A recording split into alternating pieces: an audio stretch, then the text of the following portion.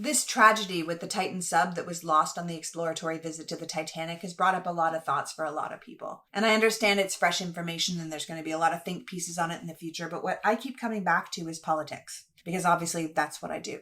And the thing is, if this catastrophic situation tells us anything, it's that regulation is important.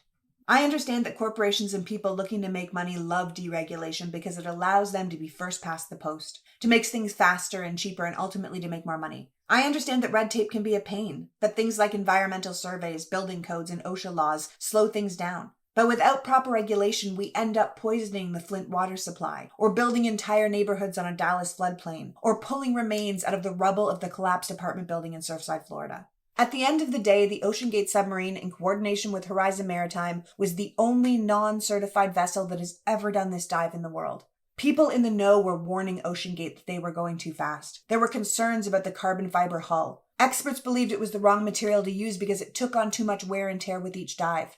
A whistleblower came forward over a year ago and was fired for voicing his concerns. Other independent experts in the field sent warnings to OceanGate. People knew the Titan sub was too experimental to carry passengers, but at $250,000 a head, the CEO, Stockton Rush, who was piloting the submarine himself, went ahead hoping to solidify his company as the pioneer in the underwater tourist industry.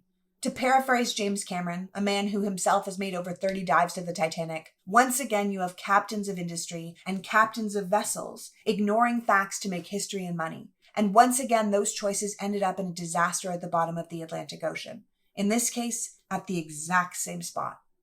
Why would anyone take people into such an unforgiving environment in an uncertified vessel? Human arrogance and profit have once again caused unnecessary devastation. It's going to take a lot of investigations to find out everything that happened leading up to this tragedy, but at the end of the day, I think if we learn anything, it's that regulations are there for a reason, and when you ignore them or remove them, people get hurt.